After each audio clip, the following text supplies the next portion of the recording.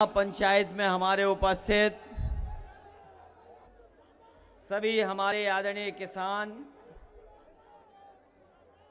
इस किसान महापंचायत में उपस्थित बड़ी संख्या में हमारे किसान नौजवान उपस्थित, माताएं बहनें, समाजवादी पार्टी के सभी साथी, पत्रकार साथियों और मंच पर बैठे हुए हमारे बहुत सारे बड़ी संख्या में जो सभी वरिष्ठ नेता हैं, आदरणीय रामजिया सुमन जी, आदरणीय पूर्व विधायक जफर आलम साहब,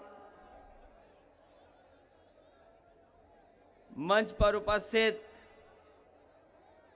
समाजवादी पार्टी के बहुत ही वरिष्ठ नेता, पूर्व में रहे केंद्रीय मंत्री आदरणीय सलीम शेरवानी साहब, पार्टी के सभी जिलों के जिलाध्यक्ष, मंच पर उपस्थित पूर्व विधायक, पूर्व हमारे एमएलसी, चुनाव लड़ने वाले संगठन के सभी पदाधिकारी, क्योंकि अगर नाम लिया जाएगा तो बड़ी संख्या और बड़ी सूची हो जाएगी, इसलिए मंच पर उपस्थित और मंच के नीचे हमारे बहुत जिम्मेदार कार्यकर्ता नेता दिखाई दे रहे हैं जो दाईं तरफ खड़े हैं। इसी तरह बाईं तरफ छोटे मंच पर बड़ी संख्या में नेता हैं, हमारी माताएं बहनें हैं। मैं सबका धन्यवाद देना चाहता हूं और इस कार्यक्रम के लिए और इसमें कार्यक्रम में बुलाने के लिए इसी क्षेत्र में और इसी जनता के बीच में लगातार संघर्ष करने वाले कई बार रहे विधायक, सांसद ब्रजेंद्र सिंह जी को और हम अपनी समाजवादी पार्टी के गिरीश यादव जी को बहुत बहुत धन्यवाद और आभार प्रकट करना चाहते हैं। मैं मंच से अभी सुन रहा था, न केवल हम आप आज कह रहे हैं, जिस दिन से हमारे किसानों ने आंदोलन शुरू किया है, जिस दिन से ये आंदोलन किसानों का शुरू हुआ है, कोई भी राजनीतिक दल, पार्टी बनी रही होगी, उसने एक ही नारा दिया, जय जवान जय किसान। और जब मैं इस महापंचायत में देख रहा हूं तो हमारे बहुत सारे बुजुर्ग किसान बैठे हैं, ये नौजवान दिखाई दे रहे हैं और आज ये मैं कह सकता हूं, जब आंदोलन का 100 दिन हो गए, दिल्ली में किसान बैठे हैं, जब 100वां दिन आज शुरू हो रहा है, मुझे पूरा भरोसा इन किसानों और नौजवानों पर। ये किसान और नौजवान तब तक संघर्ष करते रहेंगे जब तक देश का ये किसानों का 3 कानून वापस नहीं हो जाएंगे। और हम अपने किसान भाइयों को भरोसा दिलाते हैं कि ये लड़ाई जरूर आपकी है, ये लड़ाई किसान भाइयों आपकी जरूर है, लेकिन इस लड़ाई से हमारे भारत का और हमारी भारत की मिट्टी का भविष्य जुड़ा हुआ है, इसलिए हम आपके साथ ईमानदारी से खड़े हुए हैं। सोचो, कभी हमारे बुजुर्ग यहां बैठे हैं, इनकी पीढ़ी दर पीढ़ी खेती करती आई है, एक पीढ़ी ने खेती की, अपने दूसरी पीढ़ी को खेती के लिए तैयार कर दिया। हमारी पीढ़ी, ये बैठ जाए हमारे बुजुर्ग दादा जो कह रहे हैं, इनका कहना मान लो, ये दाएं वाले लोग, ये दाएं हाथ पे जो है उनका कहना मान लो, बैठ जाओ बैठ जाओ, ताली मत बजाओ, बैठ जाओ, आप किससे निवेदन कर रहे हो, बैठ जाइए आप लोग। उन्हें बैठने के लिए नहीं, आपको बैठने के लिए कह रहे हैं भाई। हमारे बुजुर्ग जानते हैं। सोचो, अभी खेती नहीं होती, अगर ये हमारे खेत नहीं होते, खाने का आप पैदा नहीं करते, अगर हमारे किसान अन्नदाता अगर खेती ना करें तो बताओ जीवन क्या है धरती पर। क्या हम बिना खाए हम कितने दिन जिंदा रह सकते हैं। और ये जो सभा में आए हैं, हम जानते हैं सभा कई बार चलने लगती है तो हम मंच पे कहते हैं कि देखो खाने का समय हो गया है, पेट खाली हो गया इसलिए लोग जा रहे हैं। सोचो अगर खाना नहीं होगा, खेती नहीं होगी तो जीवन कैसे चलेगा। इसलिए खेत और खेत में काम करने वाले किसान हमारा जीवन चलाते हैं। हम लोग जिंदा इसलिए हैं क्योंकि हमें इनकी मेहनत से खाने को मिलता है।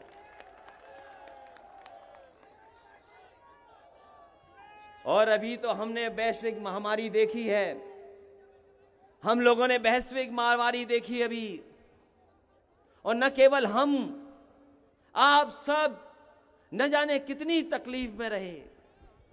ये वैश्विक महामारी ऐसे नहीं आती है, और जो वैश्विक महामारी आई उसके कारण हमको घरों में रहना पड़ गया, हम लोग परेशानी में रहे और घरों में बंद रह करके अपनी बीमारी से बचते रहे।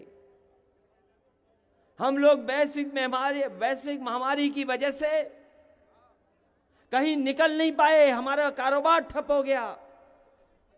हमारे आपके छोटे दुकानदार, ठेला लगाने वाले, रिक्शा चलाने वाले, ऑटो चलाने वाले, गरीबी में जीवन यापन करने वालों का सब कारोबार खत्म हो गया। वो कारोबार नहीं कर पाए। अगर उस समय भी वैश्विक महामारी के सामने कोई अपने खेत पर निकला तो वो केवल किसान था, और किसान की वजह से आज हमारा देश बच गया। ये जो सरकार कभी कभी आंकड़े दिखाती है कि हमारी अर्थव्यवस्था ऐसी है, अगर अर्थव्यवस्था को हम देखें अपने, और ईमानदारी से मैं कहना चाहता हूं, चाहे ये पत्रकार हों, ये भी जानते हैं ईमानदारी से, अगर हमारे किसानों ने खेतों में काम नहीं किया होता तो हमारा देश बर्बादी की कगार पर चला जाता। हमारे देश में को दुनिया में अपमानित होना पड़ जाता। ये किसान हैं जिन्होंने हमारे देश का सम्मान बचाया, उस वैश्विक महामारी में अपनी पैदावार को कम नहीं होने दिया, ईमानदारी से काम करते रहे। और वैश्विक महामारी आई, हमने आपने मुंह बंद कर लिया। हम लोगों ने ऐसे मास्क बनवाए, नाक और मुंह बंद हो गया। इस बीमारी से बचने के लिए बताओ, हमने आपने अपने नाक और मुंह बंद किए कि नहीं किए? बताओ। कोई नहीं बचा, डर रहे थे कि पता नहीं क्या हो जाएगा। लेकिन किसान भाइयों और नौजवानों, हम आपसे जानना चाहते हैं कि वैश्विक महामारी ने हमारे नाक और मुंह बंद करा दिया, लेकिन पता नहीं किन लोगों ने भारतीय जनता पार्टी की आंख और कान बंद कर दिए हैं, जिन किसानों की ये सुनवाई नहीं कर रहे और तकलीफ और परेशानी को देख नहीं पा रहे। कौन है जिन्होंने इनकी भारतीय जनता पार्टी के सरकार में बैठे लोगों की आंख बंद कर दी है? कौन लोग हैं जो सुन नहीं पा रहे हैं? बताओ। 200 से ज्यादा किसान आंदोलन में जान दे गया, हमारे किसान शहीद हो गए, 200 से ज्यादा किसान शहीद हो गए, और न जाने कितनी सर्दी में उनको रहना पड़ गया। हमने आपने वो तस्वीरें देखी हैं कि किसानों को रोकने के लिए भारतीय जनता पार्टी की सरकार ने दिल्ली में क्या क्या नहीं किया, क्या क्या हम लोगों ने नहीं देखा। बताओ।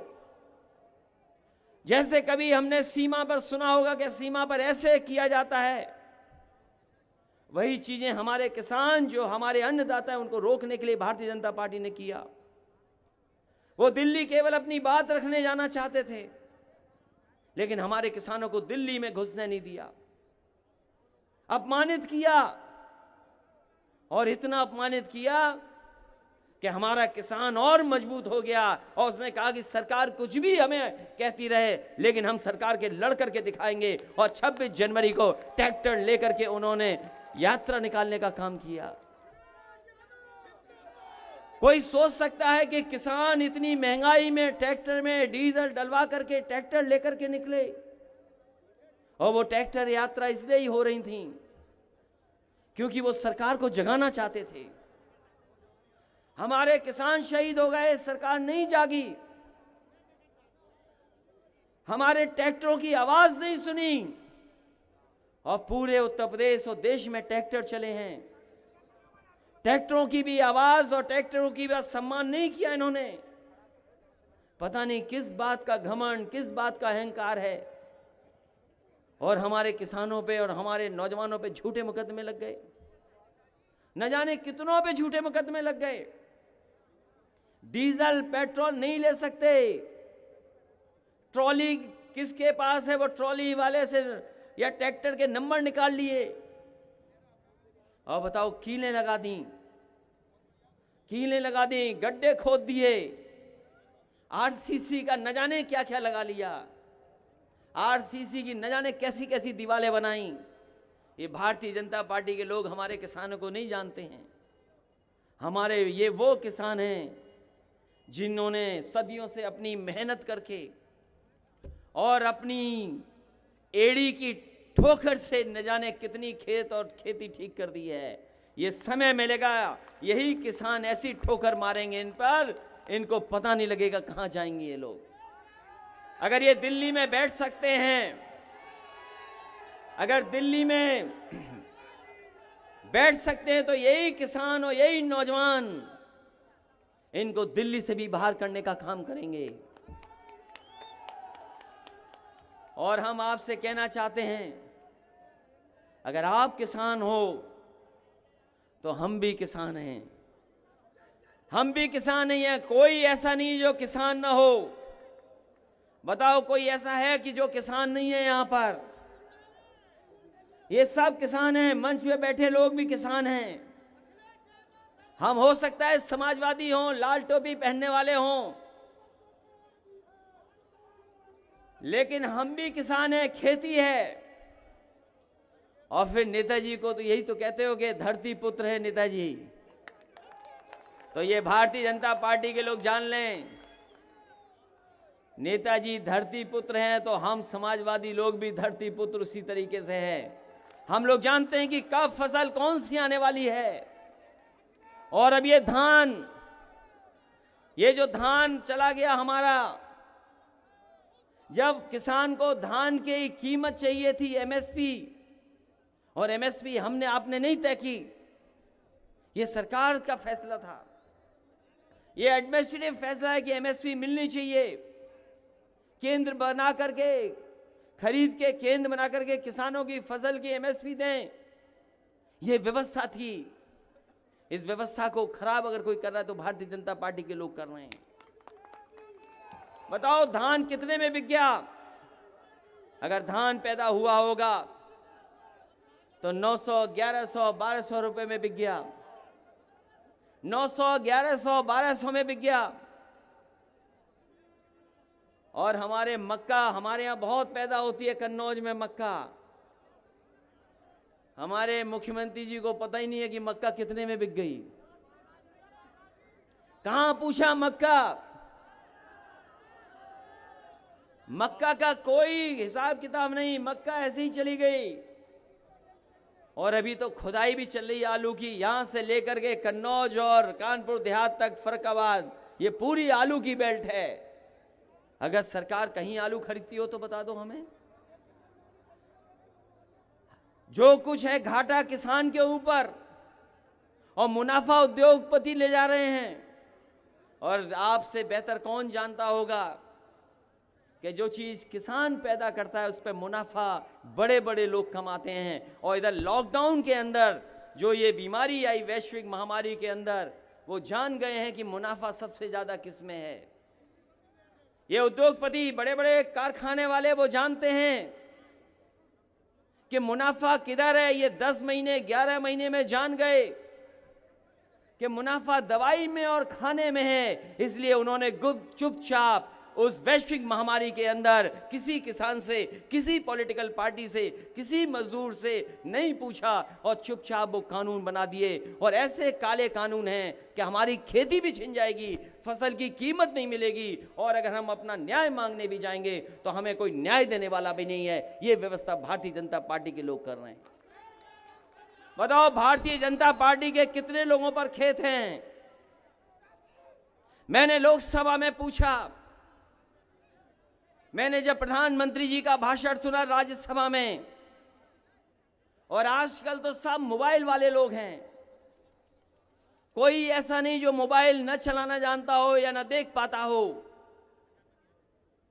जब राज्यसभा में प्रधानमंत्री जी ने कहा कि एमएसपी थी, एमएसपी है, एमएसपी रहेगी, तो जब हमें लोकसभा में बोलने का मौका मिला तो मैंने पूछा, ये बताओ जहां के राष्ट्रपति जी हैं जिस क्षेत्र के, वहां कहां एमएसपी मिल रहा है हमारे किसानों को? प्रधानमंत्री जी बताएं, जहां से चुन करके आते हैं और जिस प्रदेश ने भारतीय जनता पार्टी की सरकार बनाई, यही उत्तर प्रदेश है। उत्तर प्रदेश के भाइयों बहनों, किसानों, नौजवानों, इसी प्रदेश ने सरकार बनाई है। बताएं प्रधानमंत्री जी कहां पर एमएसपी मिल रही है? और ये दिल्ली वाले मंत्री और प्रदेश वाले मंत्री, दिल्ली वाले मंत्री और प्रदेश वाले मंत्री, न जाने कितने मंत्री हैं, बताओ कहां एमएसपी मिल रही है? ये बीजेपी वाले कहते थे कि हमारी पार्टी का मेंबर बनना है तो मिस्ड कॉल मार दो, मिस्ड कॉल कर दो। हम नौजवान और किसान भाई जानना चाहते हैं, वो बीजेपी वाले नंबर बताएं जिस पर हम मिस्ड कॉल कर दें और हमें एमएसपी मिल जाए, वो नंबर बताएं हमें। और जब हम धान की एमएसपी मांग रहे, गन्ने की बात कर रहे, जब हम लोग, हाँ, पूरे देश के किसान जब एमएसपी की बात कर रहे थे, जब किसान अपने धान की कीमत मांग रहा था, गन्ने की कीमत मांग रहा था, खेती की बात कर रहा था, तो हमारे दिल्ली के प्रधानमंत्री और उत्तर प्रदेश के मुख्यमंत्री कह रहे थे स्ट्रॉबेरी में बहुत मुनाफा है। ये स्ट्रॉबेरी क्या है? हमारे मुख्यमंत्री जी विधानसभा में कह रहे हैं कि स्ट्रॉबेरी में बहुत मुनाफा है, और प्रधानमंत्री जी कह रहे हैं स्ट्रॉबेरी में बहुत मुनाफा है। अरे अलीगढ़ के भाइयों, कहां है स्ट्रॉबेरी, ये बताओ हमें। मथुरा में कहां मिल रही है स्ट्रॉबेरी? और यहां तक बात नहीं खत्म हुई, यहां तक बात खत्म नहीं हुई। हमारे मुख्यमंत्री जी को बता दिया कि काला गाजर का कोई हलवा होता है। वो पता नहीं कहां से जानकारी करके आ गए, तो काले गाजर के हलवे की चर्चा कर रहे थे। बताओ, काले गाजर के हलवे की चिंता है उन्हें, हमारे धान की और किसान की चिंता नहीं है उन्हें। तो सोचो आप कि कौन लोग बैठे हैं सरकार में। और अभी ठीक कहा आदरणीय रामजी जासवान जी ने कि देश में 42,000 मंडी होनी चाहिए थी, 42,000 मंडियां होनी चाहिए थी। ये हमारी जो कमीशन बैठे थे उसका रिपोर्ट है, और रिपोर्ट को सरकार ने स्वीकार किया।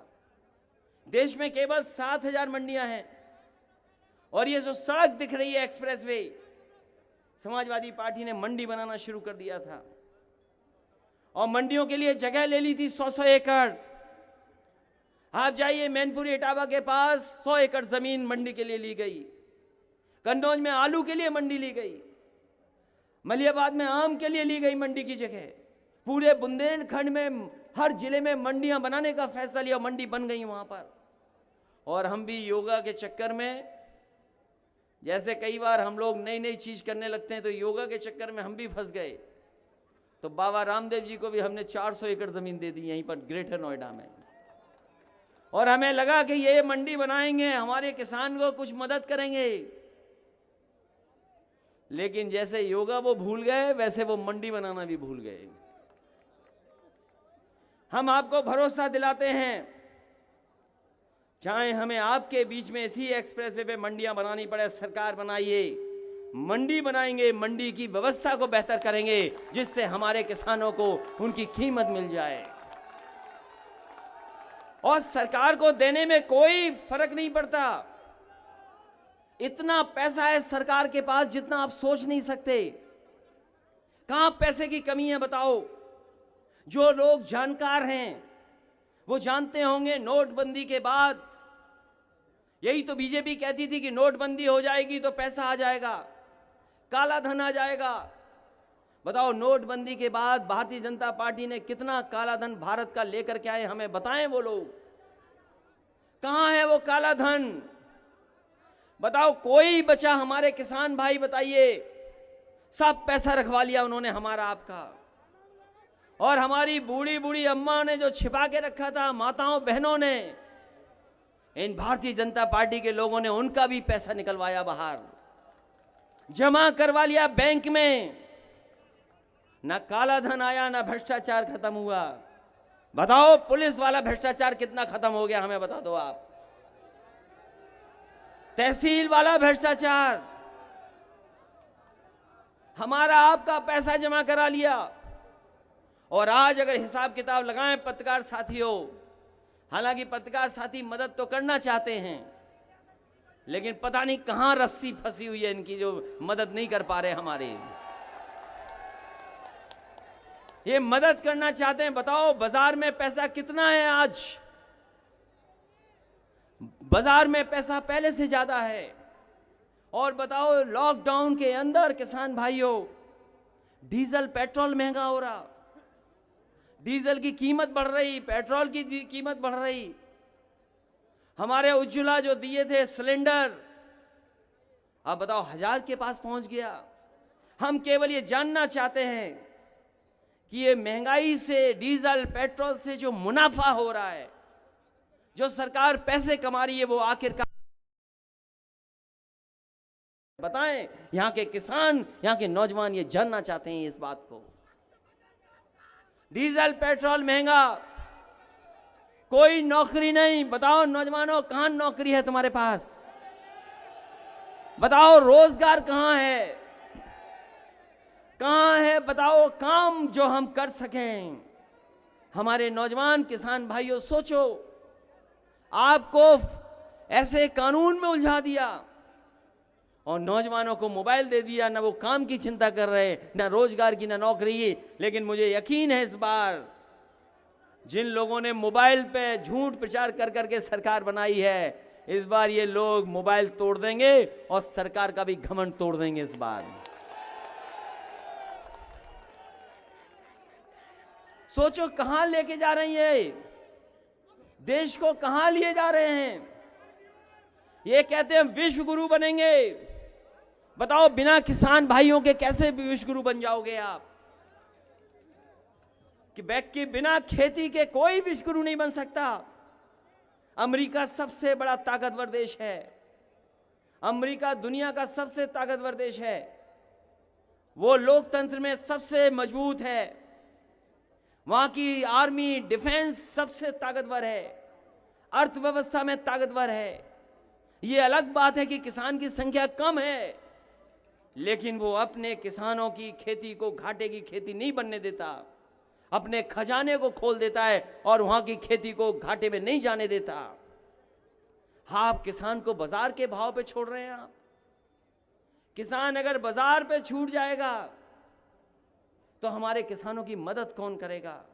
याद रखना, किसान भाइयों की कोई मदद कर सकता है तो वो है सरकार मदद कर सकती है। और ये सरकार वो है जो किसानों की मदद नहीं करना चाहती है, किसानों को बर्बाद करना चाहती है। इसलिए हम आपसे अपील करना चाहते हैं, ऐसी सरकार के खिलाफ आप खड़े हो जाएं। और जो इतिहास के पन्ने जानते होंगे, इतिहास के पन्ने जिन्होंने पढ़े होंगे, जिन्होंने इतिहास पढ़ा होगा, जो इतिहास जानते हैं, इस भारत को गुलाम बनाया था एक ईस्ट इंडिया कंपनी ने। ईस्ट इंडिया कंपनी ने गुलाम बनाया था, हमें आपको भारत को गुलाम बना दिया था। एक कंपनी आई थी भारत में, याद कीजिए, एक ईस्ट इंडिया कंपनी आई कारोबार करने, उसने हमें आपको गुलाम बना दिया। और यहीं के सभी लोगों ने मिलकर के, हिंदू, मुस्लिम, सिख, सबने मिलकर से इस देश को आजादी दिलाने का काम किया था। और याद कीजिए, ईस्ट इंडिया कंपनी थी, वो कंपनी सरकार केवल एक कानून से बन गई थी। इतिहास के पन्ने पलटना आप, वो कंपनी थी। और कंपनी कब सरकार बन गई? क्योंकि लंदन में, ब्रिटेन में एक कानून पास कर दिया उस कंपनी को सरकार बनाने का, और उसी दिन वो कंपनी सरकार बन गई। और सरकार बन करके उसने हमें और आपको न जाने कितने साल गुलाम रखा। सोचिए, एक कानून ने ईस्ट इंडिया कंपनी को वो ताकत दे दी, वो सरकार बन गई एक कानून ने केवल। और हमारे लोग जो पढ़े लिखे लोग होंगे, क्योंकि विदेश मंत्री भी रहे आदरणीय सलीम शेरवानी साहब, वो जानते होंगे कि एक ही कानून ने बना दिया ईस्ट इंडिया कंपनी को सरकार। और बताओ, भारत की सरकार सब बेच करके कंपनियों को दे रही है। बताओ, भारत सरकार सब चीज बेच करके कंपनियों को दे रही कि नहीं दे रही, बताइए आप। तो अगर एक कानून कंपनी को सरकार बना सकता है, तो ये वो कानून है जो देश को कंपनियों के हाथ में रख देना चाहते हैं। अगर 100 साल पहले, 150 साल पहले एक कानून ने कंपनी को सरकार बना दिया, तो ये भारतीय जनता पार्टी के लोग हमारी सरकार को कंपनी बनाने का काम कर रहे हैं। इसलिए इनके खिलाफ हमें सबको मिलकर के एक होना पड़ेगा। और कानून बनते हैं और बनाए जाते हैं और हटाए जाते हैं। ये कानून बना करते हैं और कानून हटा करते हैं। हमारे किसान भाइयों ने न जाने कब से देखा होगा। इसी प्रदेश में चौधरी चरण सिंह जी भी रहे। बताओ, उन्होंने एक कलम से न जाने कैसा कानून खत्म किया था कि नहीं खत्म किया था। लेखपालों को न जाने कितना जमीन को लेकर के भ्रष्टाचार होता था। फैसला लिया, एक ही बार में सब साफ हो गए, एक ही फैसले ने। इसलिए अगर ये कानून बना सकते हैं तो ये किसान ताकत दे देंगे। ये कानून भी हटाए जा सकते हैं, साफ किए जा सकते हैं। और ये जब तक कानून नहीं हटेंगे, व्यवस्था नहीं बनेगी, तो हमारे किसान खुशहाल नहीं हो सकते। बीजेपी तर्क देती है कि किसान इस कानून को समझ नहीं पा रहे हैं। और जो तर्क देते हैं, कभी जानना उनसे, पता करना उन पे खेत हैं कि नहीं है। तर्क वो दे रहे हैं बीजेपी वाले जिन पे खेती नहीं है, ना खेती कर रहे हैं। और अगर खेती कर रहे होते तो ये भारतीय जनता पार्टी की तरह नहीं घंटों में काम करते हों। ये जिन्होंने कानून बनाया है वो ऑफिस 10 बजे जाते हैं और 5 बजे ऑफिस खत्म हो जाती है उनकी। ये किसान है, ये घंटों में काम नहीं करा करते। हमारे किसान जब तक फसल तैयार ना हो जाए तब तक काम करते हैं, चाहे कैसा भी मौसम हो, कितनी भी परेशानी हो, हमारा किसान रुकता नहीं है। और फिर हमारे उत्तर प्रदेश के मुख्यमंत्री तो कमाल के हैं। इन्हें बहुत सी चीजें समझ में नहीं आती हैं, उन्हें बहुत सी चीजें नहीं समझ में आती हैं। समाजवादियों ने लैपटॉप बांटा था, हो सकता है कुछ गांव में चल रहे हों अभी भी। और समाजवादी पार्टी ने इसलिए लैपटॉप बांटे थे क्योंकि हम लोग लैपटॉप चलाना जानते हैं। और मुख्यमंत्री जी ने इसलिए लैपटॉप नहीं बांटे हैं क्योंकि हमारे योगी मुख्यमंत्री लैपटॉप चलाना नहीं जानते। उन्हें लाल टोपी से बहुत तकलीफ है। उन्हें लाल टोपी से बहुत तकलीफ है उन्हें। लेकिन इधर सुना है, जब से समाजवादियों ने जवाब दे दिया तब से लाल टोपी नहीं बोल रहे हैं। वैसे एक चीज मैं बता दूं आपको, जितनी अच्छी हमें लाल टोपी लग रही है, जितनी अच्छी लाल टोपी हमें लग रही है, अगर कभी मुख्यमंत्री जी एक बार पहन लें तो कितने सुंदर दिखेंगे, आप सोच नहीं सकते। और फिर ये लाल रंग कोई हमारा नहीं है, ये लाल रंग क्रांति का रंग है। और मैंने कई मौकों पर कहा ये इमोशंस का रंग है, इमोशन का रंग है, ये भावनाओं का रंग है लाल। जब हम खुश होते हैं तो हमारा चेहरा लाल होता है, दूसरी तरह से खिलखिला जाता है। हम दुखी होते हैं तो हमारे कान लाल हो जाते हैं। और जब कभी हमारा मुकाबला पुलिस से होता है तो देखा होगा हमारा भी मुंह लाल और उनका भी मुंह लाल। और ये पुलिस वाले तो वैसे ही चक्कर में फंस गए, वैश्विक महामारी में इनके भी पैसे कट गए हैं। कोई बता दे पुलिस वाला जिसका पैसा ना कटा हो, एक बता दो हमें। कोई खड़ा हो, एक बता दे वेतन कटा है कि नहीं कटा है। आप आप जब जाओ तो पुलिस वाले के बगल से गुजरोगे तो पूछना, बताओ वैश्विक महामारी में तुम्हारा नोट पानी कटा कि नहीं कटा, ये बताओ पहले। और ये भी जानते हैं कि वैश्विक महामारी में डंडा लेकर के वसूली भी कर रहे थे कि नहीं कर रहे थे, बताओ। समाजवादियों ने ये गाड़ियां दी इनको 100 नंबर वाली गाड़ी, और हमारे बाबा जी ने 112 कर दी। ये नाम बदलने वाले हैं। अभी मैंने एक पत्रकार साथी को कहा कि ये लखनऊ में आए हो, जिस नाम से आए हो जरूरी नहीं है उसी नाम से वापस चले जाओ। अगर लखनऊ गए एक नाम से और जब वापस आओगे तो हो सकता है दूसरा नाम हो जाए तुम्हारा। हमारे मुख्यमंत्री जी नाम बदलने वाले मुख्यमंत्री हैं, उद्घाटन का उद्घाटन करने वाले हैं, शिलान्यास का शिलान्यास करने वाले हैं। और जितने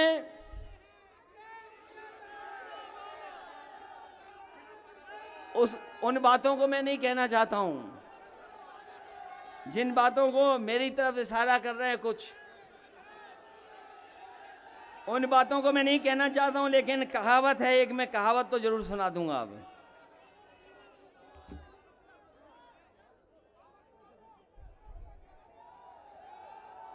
एक कहावत बहुत पुरानी सुनी होगी आपने, एक बहुत पुरानी कहावत है, अंधेर नगरी चौपट राजा। सुनी कि नहीं सुनी कहानी, बताओ। अंधेर नगरी चौपट राजा। और जो हमारा उत्तर प्रदेश में हो रहा है कि अंधेर नगरी चौपट राजा, दिन दहाड़े रेप और रात भर गांजा।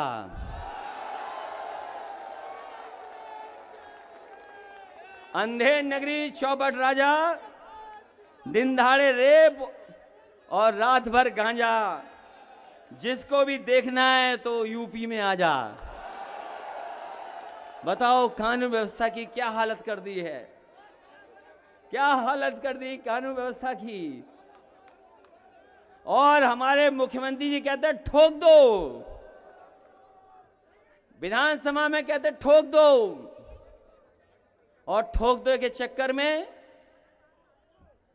पुलिस को नहीं पता किसे ठोक दें और जनता को ये नहीं पता किसे ठोक दें। बताओ हमारी ऐसी सरकारें चल रही हैं। इसलिए इन सरकारों पे भरोसा मत करो किसान भाइयों।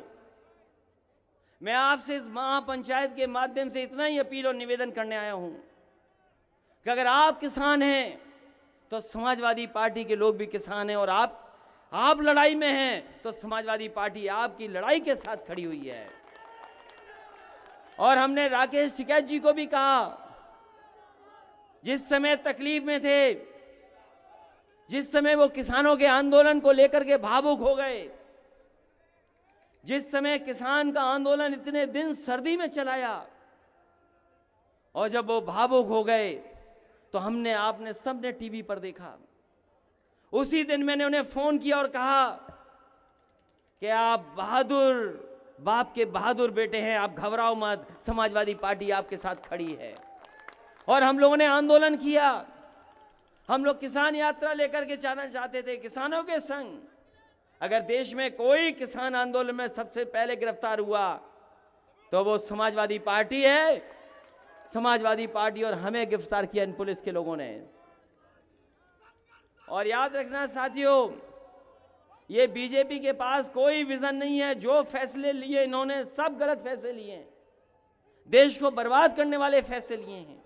नोटबंदी खराब फैसला, जीएसटी गलत तरीके से लागू की है, और ये लॉकडाउन जो किया था जिसमें मजदूर गए थे हमारे पैदल चल करके, पैदल चलते चले गए, 90 लोगों की जान गई, एक ही परवाह नहीं की इन्होंने, कोई मदद नहीं की। अगर उस समय मजदूरों की किसी ने मदद की तो समाजवादी पार्टी ने मदद की, और मरने वाले मजदूरों को 90 के 90 को 1-1 लाख रुपए समाजवादी पार्टी ने मदद की है।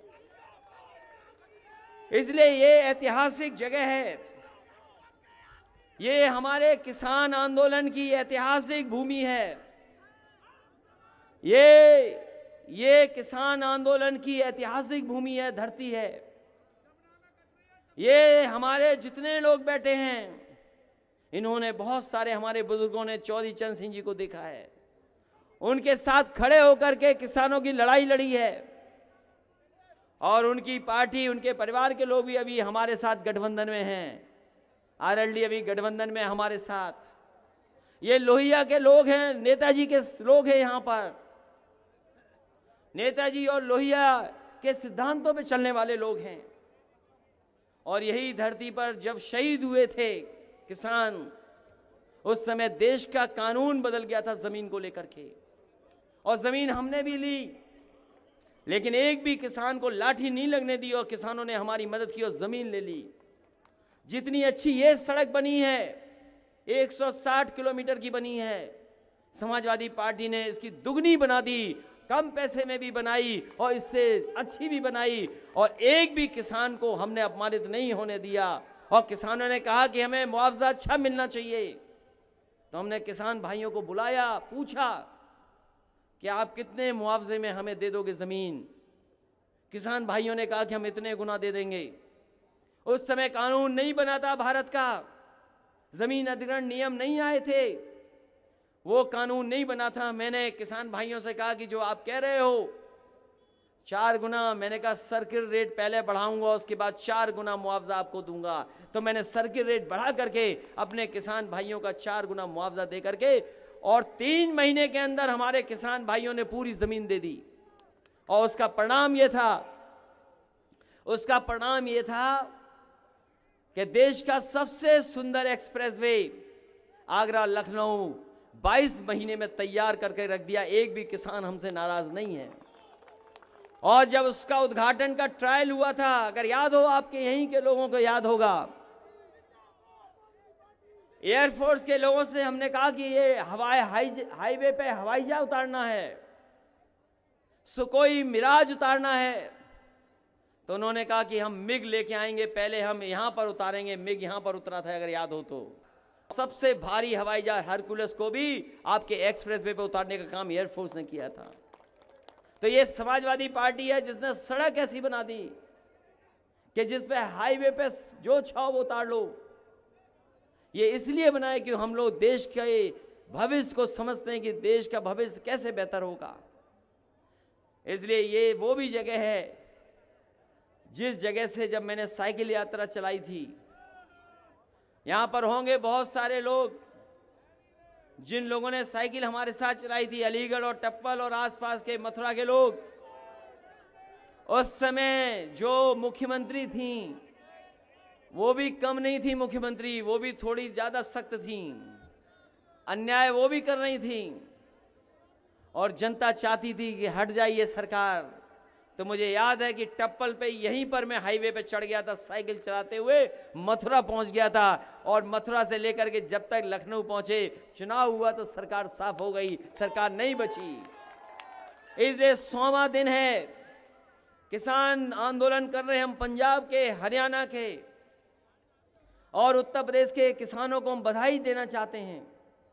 और यहां भी जो लोग बैठे हैं किसान आंदोलन से जुड़े हुए लोग, हम सभी किसान भाइयों का स्वागत करते हैं, बधाई देते हैं और धन्यवाद देते हैं कि उन्होंने न केवल उत्तर प्रदेश बल्कि देश के किसानों को जगाने का काम किया है। इसलिए हमें अपने किसान भाइयों पर गर्व है।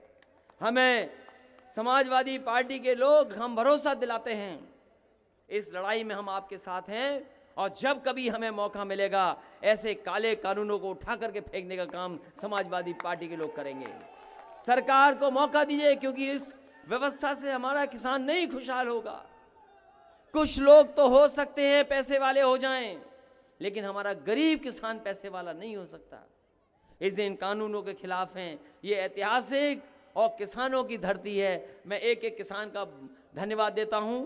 हमने जो अब हमारे साथ जुड़ गए हैं पूर्व सांसद ब्रजेंद्र सिंह जी का, उनका बहुत बहुत स्वागत करता हूं। उनके साथ जितने भी समाजवादी पार्टी में शामिल हुए हैं, मैं उनको बधाई देता हूं। और इस कार्यक्रम के लिए भी बहुत बहुत आपको मुबारकबाद कि इतना ऐतिहासिक कार्यक्रम किया है। हमारे जिलाध्यक्ष हैं, उनके सहयोग में जितने नेता बैठे हैं पीछे, ये जितने नेता हमारे बैठे जिन्होंने समय समय पर उनका सहयोग किया है, मैं उनको बहुत बहुत बधाई देता हूं। एक एक कार्यकर्ता जो उस मंच पर हैं, सामने आए, मैं सबको बधाई देता हूं। इस उम्मीद और भरोसे के साथ इस उम्मीद और भरोसे के साथ कि ये संघर्ष, ये लड़ाई लगातार ऐसे ही चलती रहेगी जब तक हम लोग उत्तर प्रदेश से और दिल्ली से काले कानून वापस न करा दें। हम लोग लगातार किसानों की इस लड़ाई को आगे बढ़ाते रहेंगे। हम बहुत बहुत स्वागत करते हैं किसानों का, बहुत बहुत बधाई देते हैं नौजवानों का।